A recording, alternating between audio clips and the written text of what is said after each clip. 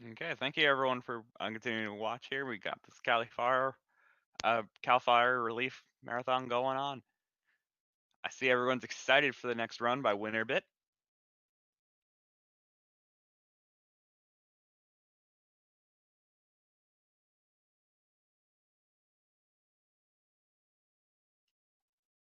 I'm excited for this block in general, along with Looney Tunes here. We got the Fisher Price Firehouse Rescue coming up next, which I'm excited just to see what the heck that is. And then Gravity Rush Remastered is after that. And then, as mentioned by Newt Man King, we got the Mario Kart 8 Deluxe after that. So there's some good runs coming up soon.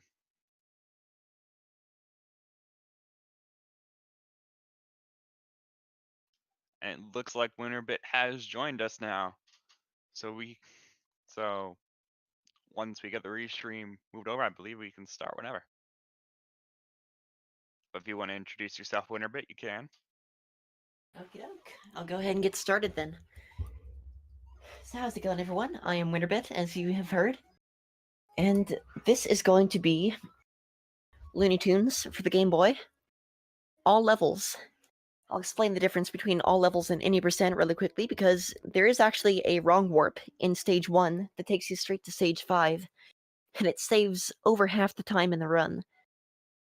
However, it's very marathon unsafe, and I would rather show off all the levels to you anyway, so we can go ahead and get started any second now. I'll just count it down. 5, 4, 3, 2, 1, go. So each stage, you play as a different Looney Tunes character, and I took my hand off the jump button for a second. Good start. That was our first boss fight. What you need to know about the quote-unquote combat system in this game. Man, I clipped my foot on that platform, so unfortunately we'll have to go slow right there. What you need to know about the combat system is that a head stomp equals 2 hits, and a frisbee toss equals 1. So for Yosemite Sam there, I actually tossed out my frisbee and then stomped on him for 3 hit points. And then Marvin the Martian takes a little bit longer. He takes 5 hit points, so you have to stomp on him twice. So we have our first refight here. I'm gonna go ahead and damage boost a little bit as well.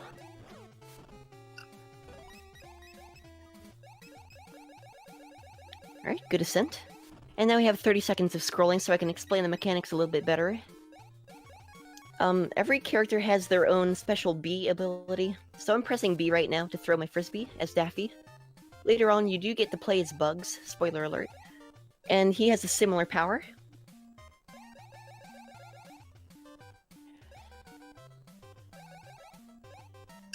Now you might have seen me do some momentum boosts along the slopes there. That actually is featured in several levels, and I'll explain in further detail once we reach them. Here's our first boss. I don't remember Daffy ever being 1 underwater or 2 fighting something like this, but I guess it is what it is, and that was the fight. He takes 10 hit points. And yes, this is a Game Boy game. This is actually being run on Game Boy interface. It's a little bit different. A more accurate way of running Game Boy games. This is Tweety's stage. It may look like an autoscroller, but there are some ways to speed it up, such as... oh man. That right there. So once again, we're going to use the momentum boost to carry us across a little bit faster.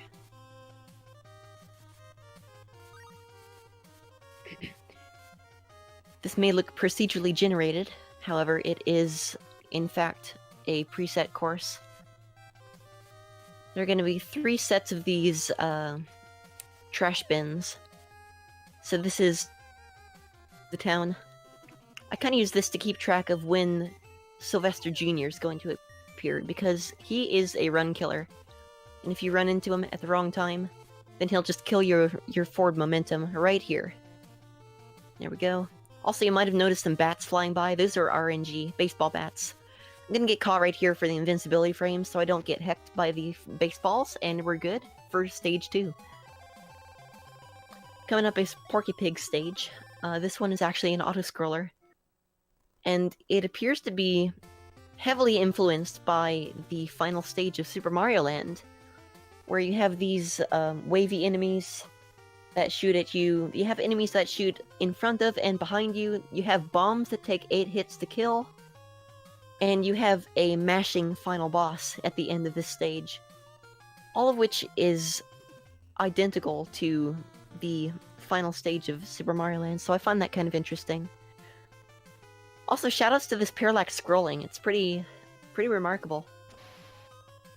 Anyway, now we do actually have to move here and kill some stuff.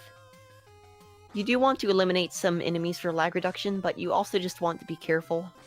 So right here's a very tricky shot, and we got it. Swag points.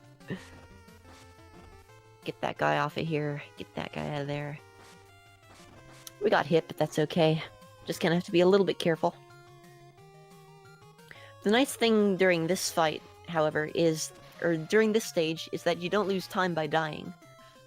So if I wanted to, I could be safe and just die right now before the boss and save some time. But instead, we're gonna go full steam ahead. The boss appears at 2:24 of the stage time. Good first phase.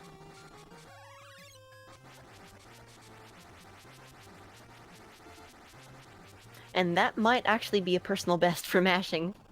That was a really good mash.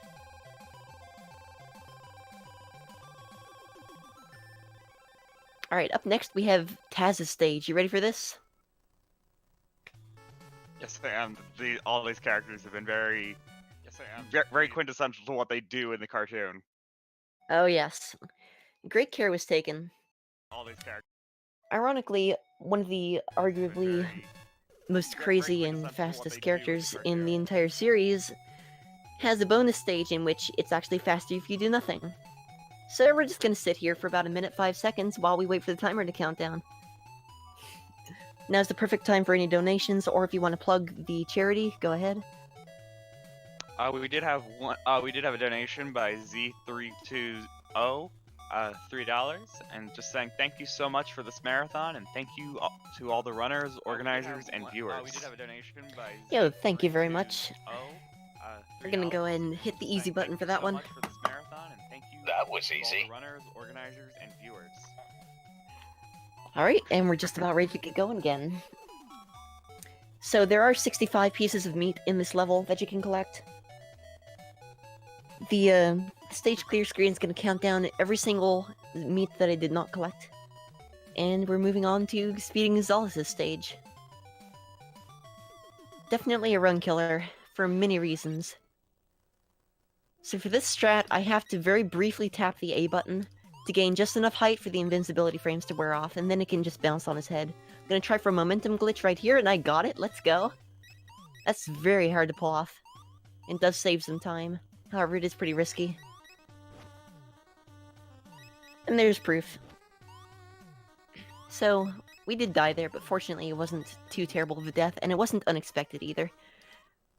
Alright, here's the worst mini-boss in the game, because sometimes he'll just do nothing, sometimes he'll jump right on top of you and frame trap you, and sometimes he'll just kinda stand on top of you. And we're good. The earthquakes that he causes actually make you jump up for a second, and during that period of time, you cannot actually jump.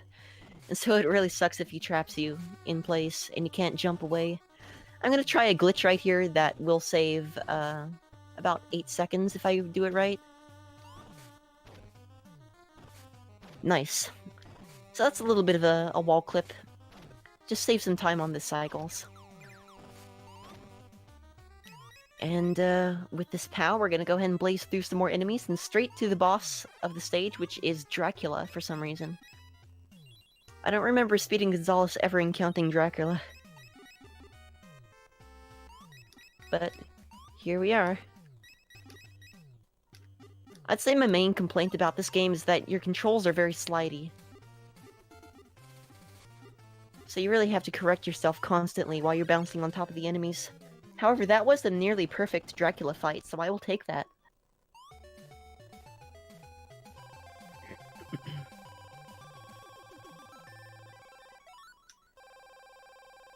And next up is the Roadrunner stage. The vast majority of this stage is taken up by the boss fight. So what we have to do here is just kind of avoid the rocks and make sure we don't lose any damage.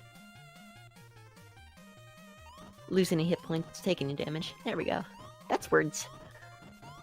And we're good. Now we have to chill. And the boss is going to appear at 150 on the in-game timer. Right here. Once again, I'm going to use the quick tap strat that I told you about, just to make sure I get in all of the hits. And he's dead. Just kind of got his frame trap in there. Normally he'd be throwing all sorts of stuff at you, like anvils, or explodey bombs, or boomerangs. But we don't need any of that. We just need to chill and step on his head a few times. And just like that, we are coming up on the last stage of the game, which unfortunately is the most RNG heavy. Starting with that ghost right there, sometimes he hits you and sometimes he doesn't. If he hits you, it's a lot more dangerous, because it means you have to nail this jump right here, which we did, or otherwise you're SOL for this room, because you pretty much have to take a damage boost. And I was too slow on the throw right there, unfortunately. I was going for a task strat that most people don't go for. Usually it's pretty consistent for me, but unfortunately this time it was not. So now we are on to the mini-boss rush.